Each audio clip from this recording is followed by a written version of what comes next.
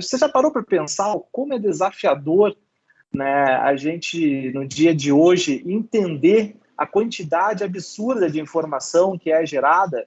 Você tem dentro, né, do nosso dia a dia vários momentos onde a gente consome dados e onde os dados que a gente gera são consumidos. Então, muitas vezes a gente está acordando de manhã, vai lá dar uma zapeada no Instagram, a gente já está gerando dados para o Instagram conhecer um pouquinho mais sobre a gente vai no TikTok, a gente usa uma rede social, isso gera dados sobre o nosso perfil. A gente entra dentro de um carro, os carros hoje são grandes centrais de informação, a gente pega um Uber, estou falando lá com a Alexa, estou falando com o Google Home, tudo isso está gerando dados e cada vez mais essa volumetria de dados, ela se torna uma grande riqueza. Você já deve ter lido aí uma frase chamada, né, Data is the new oil, né, dados são o novo petróleo, e esses dados são o novo petróleo, é realmente onde muitas empresas que trabalham com dados têm feito aí a sua,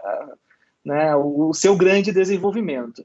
Então, se a gente parar para pensar, se no nosso dia a dia, como, né, pessoas físicas, a gente gera dados e consome muitos dados, como é essa realidade dentro das nossas empresas, né? Dentro do nosso setor comercial, do nosso setor financeiro, do nosso RH, da nossa produção, e como que a gente pode olhar esses dados e interpretar eles para que a nossa empresa seja realmente uma empresa focada, né, e direcionada a partir dos dados. Então, uma das coisas muito bacanas que a gente vê é essa evolução, né? A gente tem dados, a gente tem uma área dentro da empresa que muitas vezes olha esses dados, se a empresa é uma empresa um pouquinho mais, né, estruturada, eu já tenho uma área que centraliza esses dados, trabalha essa informação, só que muitas vezes a gente começa a olhar os dados apenas do que passou, né? Apenas do que aconteceu. E aqui na empresa a gente tem uma birra muito grande com os dashboards, porque muitas pessoas, né, acreditam que por ter dashboards a gente está sendo uma empresa que usa dados. E eu vou contar uma história bem rapidinha, né? A gente foi visitar uma empresa uma vez e em cima de cada área da empresa tinha uma TV. Então a gente tinha lá a área comercial, uma TV de 29 polegadas, lá de 30 e poucas polegadas, cheia de gráficos. Pessoal da engenharia, cheio de gráficos. Pessoal da RH, cheio de gráficos. Pessoal da área financeira, cheia de gráficos, né? E eu cheguei para o diretor, no nosso caso da área comercial, e perguntei para ele, tu sabe quantos gráficos você tem ali naquela tela? Né? Ele falou, cara, eu sei que tem um monte de gráfico, né? Mas eu nunca contei quantos gráficos a gente tem ali, né?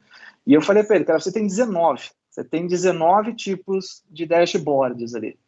E quais desses são importantes para você? E ele me falou, putz, cara, acho que 2 ou 3 para mim já me dava uma visão do que eu preciso enxergar todo dia.